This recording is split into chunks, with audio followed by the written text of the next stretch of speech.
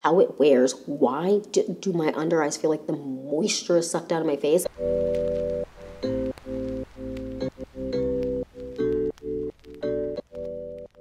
Hi you guys, welcome back to the Clean Beauty Code. I'm so excited for this video because we're doing something fun and crazy and obscene, to be honest. We are reviewing and doing a try on and comparison of the WESTMAN Atelier Setting Powder, and I got this so long ago and I've been trying and testing it out, but like I couldn't like justify only testing it for my usual test of like a month or, you know, even a couple weeks depending on the product. I needed to test this for like a really long time, and for a bunch of different occasions because of how unbelievably expensive it is. I feel like in that case, like we need work done. We need some thoughts, some questions, some concerns, like I needed everything because I didn't want it to be just like kind of a brief thing. I really wanted to walk through and like let you know in different like occasions how it worked for me and how I like to work with it best and who I feel like it'll work best for and maybe who it won't work that well for. So I'm excited to get into this video and do a little try on and a little compare and contrast. I would love to know down below before we get into this video, have you tried it? If you have, what are your thoughts? Let me know down below. And yeah, let's just jump into this video and get started. So if you're excited for this video and more videos like this, then please like and subscribe. And without further ado, let's get into this WESTMAN Atelier Setting Powder review. All right, you guys, we are in close. Let's get into it. This is the WESTMAN Atelier Setting Powder, and it's petite. She is small. When I first saw how small she was, I was like, okay, so let's get into like the nitty gritty of it all. So this is, has 0.17 ounces, or 5 grams. And is that 5 grams? Is that 5 grams? Am I reading that correctly? Yeah, I think it's 5 grams of product. Now, we're going to talk about it comparably to other ones so that you can kind of see, especially pressed powder, which I think is going to be the more important ones that we compare to, because you can kind of see how it compares in terms of size to like how much product you get to other ones. So this comes in 5 shades: translucent, pink, a more yellow one, and then 2 darker brown ones, which I do like that they come in like a variety of options. Now with this product, I actually made a point to have it test it on someone with really deep skin, but also see what other people with deep skin were kind of saying about the translucent shade specifically. So I'm excited to get into that. Now this is meant to be a more like a blurring, more mattifying powder. But what's interesting about this is the way that I personally would describe this. It's still a setting powder, but how I personally would describe this is like a more of a blotting powder. And so I'm gonna get into why I feel that, but let's like do a little try on. So again, I got the translucent shade, which I get in everything if I can, because I love anything translucent. I don't like stuff that alters the shade, and even if it makes me a little bit like has a little bit of a white cast at first, not usually, okay, calm down.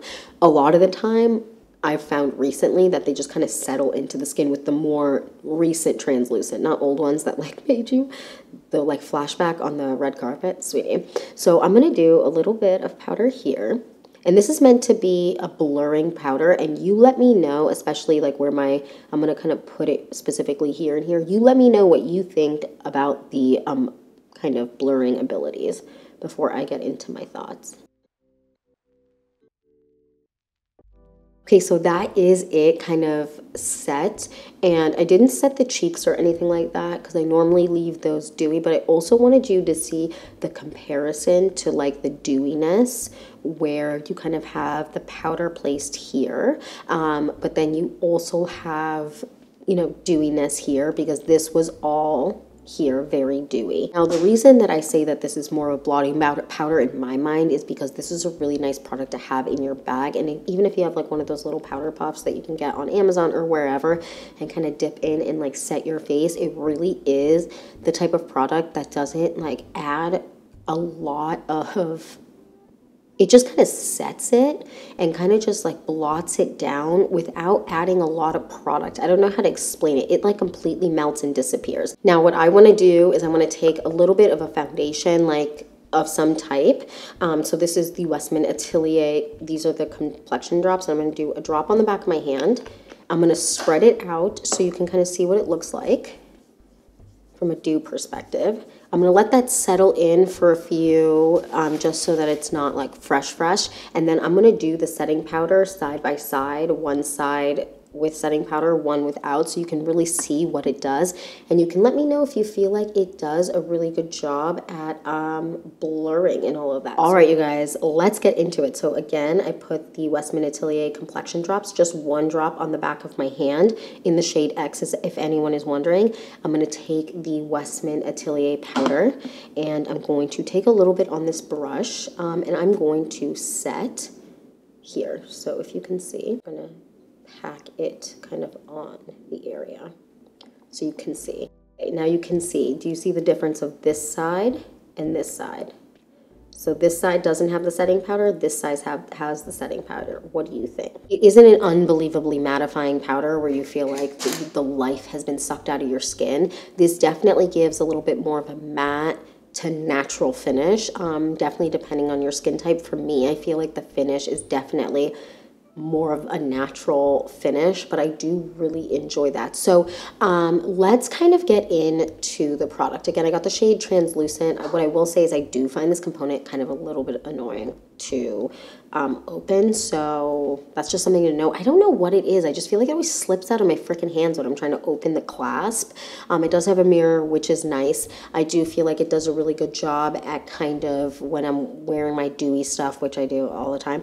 It really does a good job of like keeping it looking really nice. And and this is a nice small compact, which annoying, but since it is something that I feel like is a really good blotting powder, I feel like when I have a little powder puff and like apply it, like let's say I'm at a party, out to dinner, whatever it is that I'm doing where I know I'm going to be out for a couple of hours, it is a really nice product to touch up with.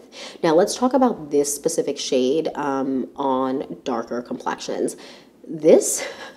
This, like the Ilia setting powder, is the Ilia setting powder that is also translucent and blurring, disappears. It's actually wild.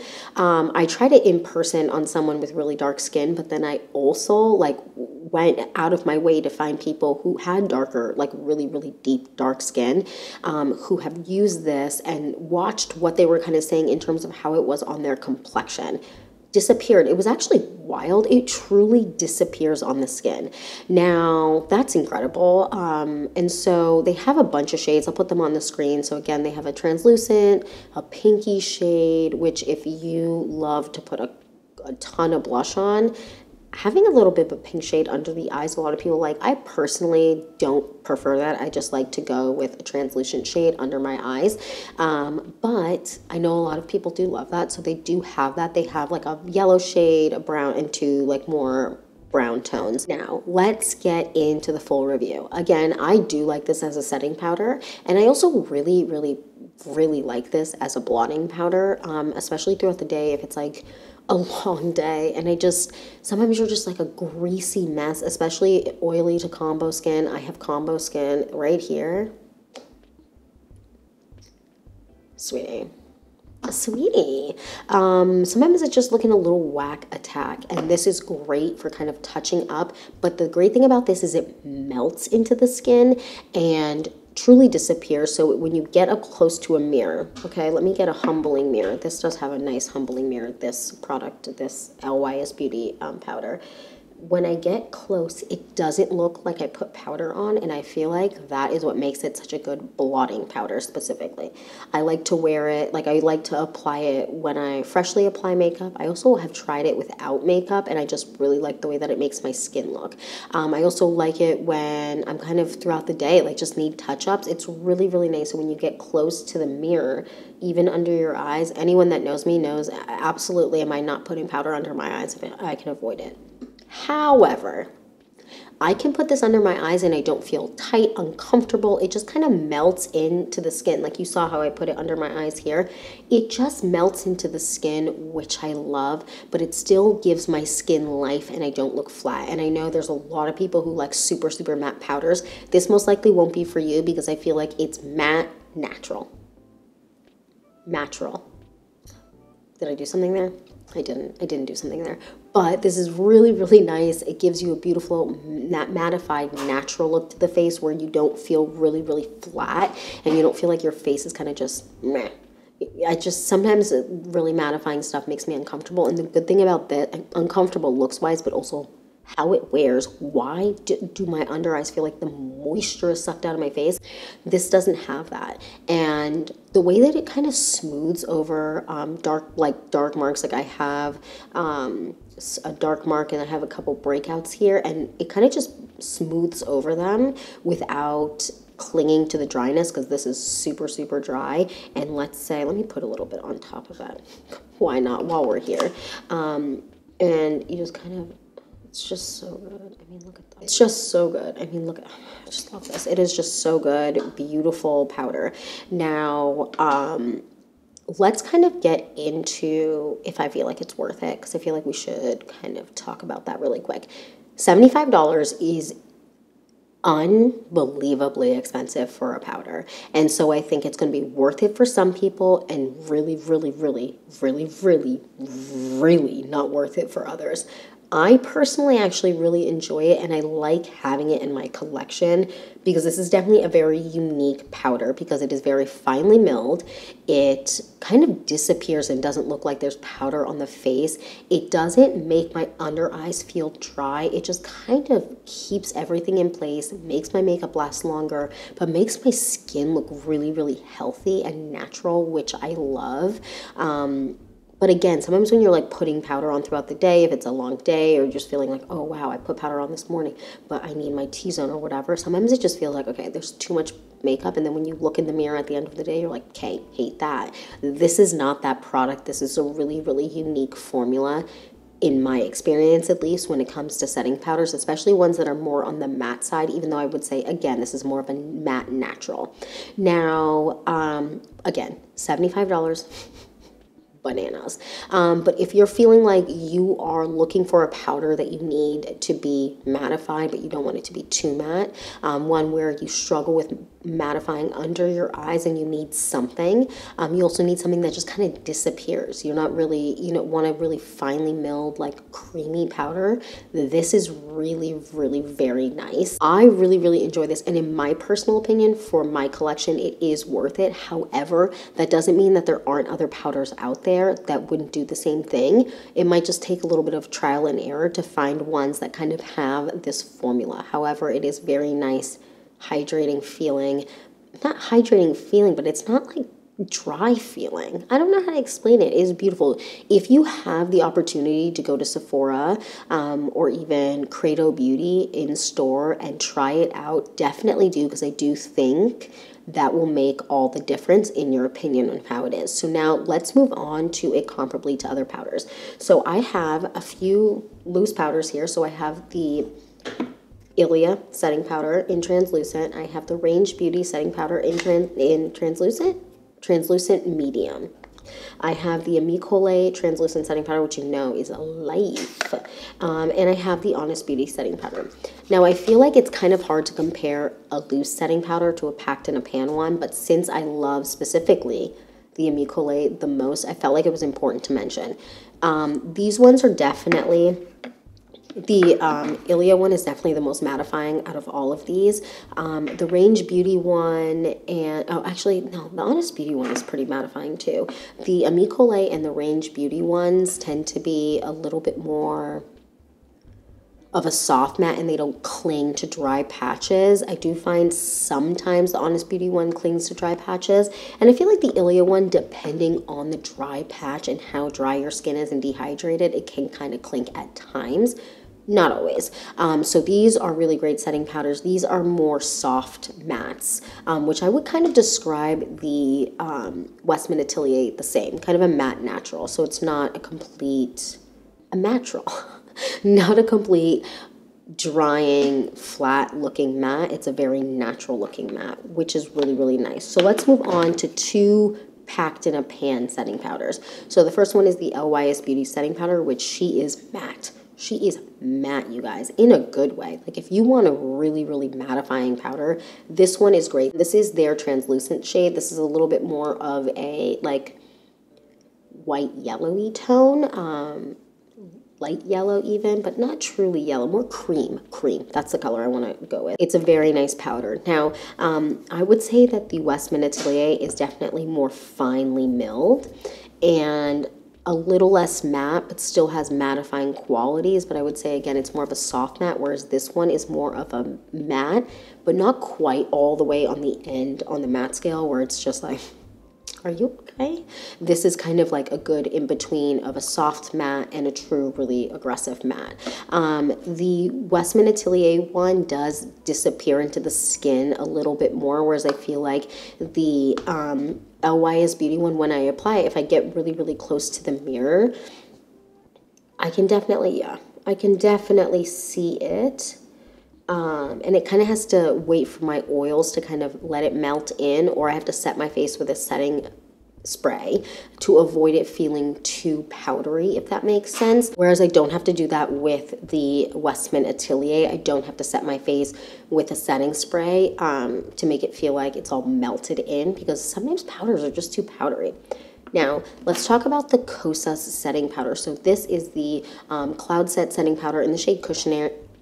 I also wear the shade Pillowy, but Pillowy is more of my summer shade. It's a little bit more neutral. I happen to be a little bit more yellow right now, so I wear this one. Now, I would say that the Kosas powder is definitely more natural looking than in the sense of like it has less of a matteness to it than the Westman Atelier one. However,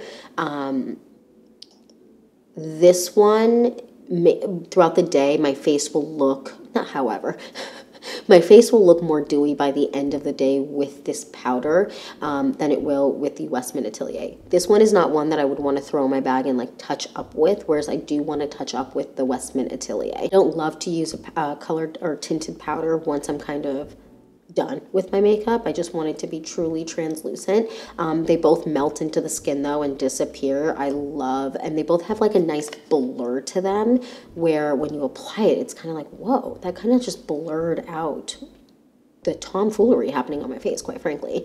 And so that is really, really nice. So they have that in common with their blurriness and the way that they kind of, this one is a little bit more matte, the Westman Atelier, but they kind of just melt into the skin, give you enough mattification,